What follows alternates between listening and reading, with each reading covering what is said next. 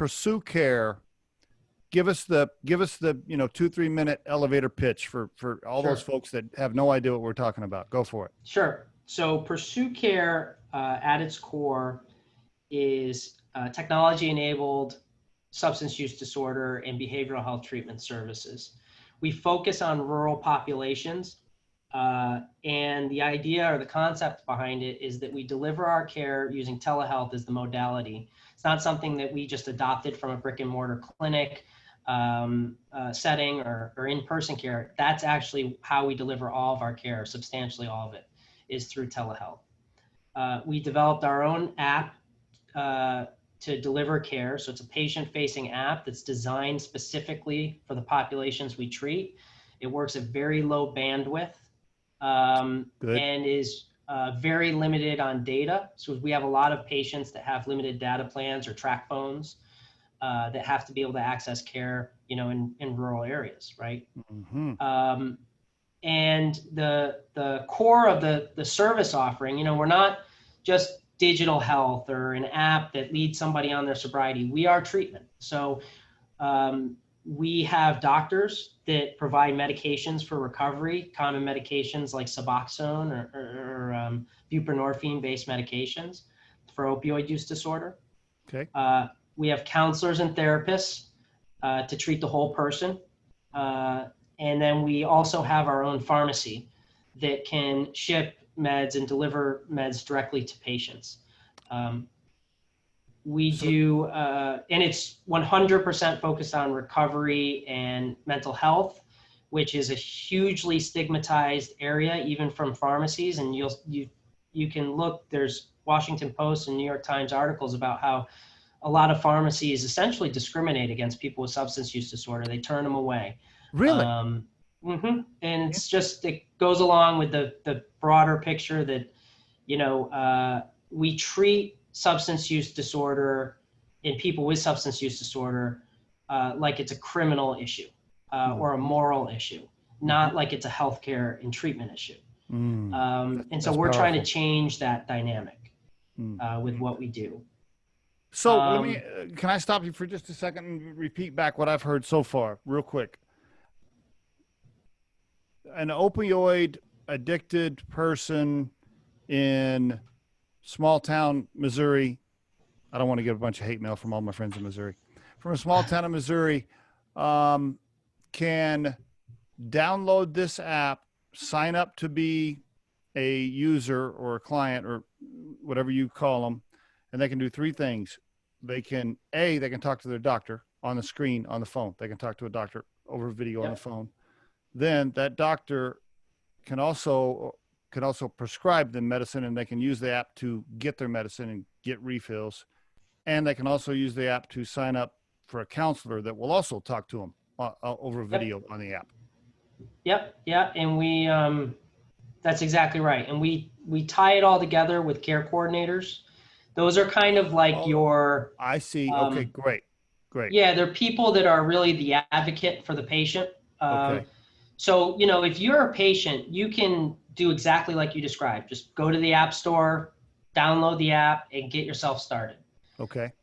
But we believe in human intervention, and we think that having somebody who's going to reach out to you and say, hey, can we help you on this journey?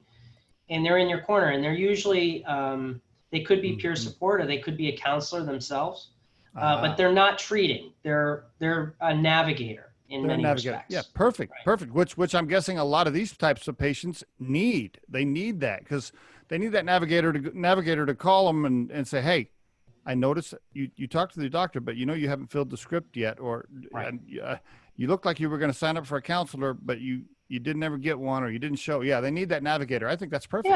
Yeah, and it could be simple stuff. I mean, anybody struggles with why didn't my insurance cover this, right? Yep. So that's that person who is tied to the patient or tethered to the patient and helps them. And then we also, we fill in the gaps too. So 60% of people with substance use disorder have some broader behavioral health disorder as well that might require psychiatric medication. So we can do that as well. Okay.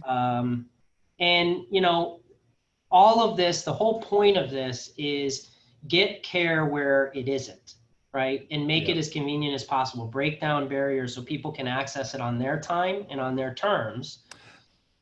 And really not so much as like, okay, you have this debilitating disease of opioid use disorder that is controlling really your everyday life. Now get yourself up and go to the doctor, go to the counselor, go to the pharmacy, and somehow hold down a job and somehow take care of your kids, right? And get transportation, you know, and if I had to spend 3 to 6 hours a week at a clinic, I would not be sitting here talking to you right now as a CEO of a company. It's not possible. And I know plenty of people with opioid use disorder who are in, you know, high level positions or whatever you want to call it, that if they had a service like this, they might have been able to get through and not had that big step back in their life, right? So not to mention small town America, where they're going to the clinic where Sally and Johnny work the front desk, who they know from church, and they don't even want to go to the clinic because now Sally and Johnny's going to know that they're in there for the opioid stuff, and they don't want to share that. So now it's an embarrassment thing for them too. I would just imagine not only debilitating, but the embarrassment that they might feel or the shame that they might feel. I'm not saying they should feel that, but I'm guessing they do at some point. This allows them to work around that. They don't have to worry about, quote, being seen or whatever in small town West Virginia, right? Yeah, they can just do it at home, and they can do it on their own time. And, you know, maybe it's they step out for their lunch break and hop in their car and sit on their phone and talk with their counselor for 30 minutes. You know, maybe they reach out when they need it, not just when they're scheduled.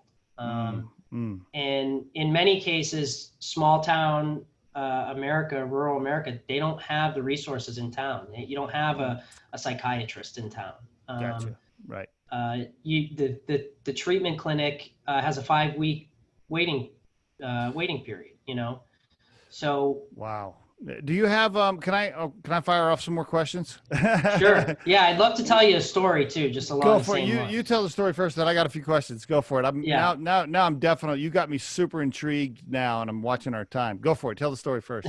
So a cool story, and this is a true story about one of our patients. So we have a patient who works in healthcare, and has worked in healthcare for about 30 years. And he was in recovery before he started treatment with us.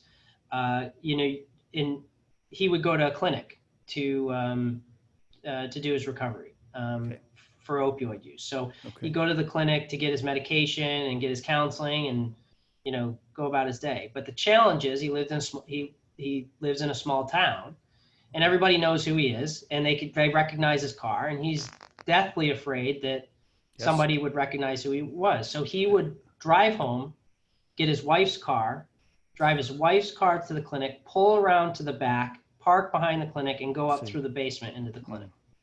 So there's your example of what it's like. And oh, by the way, then imagine having to go pick up your medications at the local pharmacy. I thought about all of that this morning as I was preparing for this interview. That was some of the first stuff I was thinking about. I'm from a small town in Oklahoma. That's where I grew up. And I thought about all of those things that you just described, all the stuff where people are trying to hide and not be seen, and how your service, you know, solves all of that for them. That's wonderful.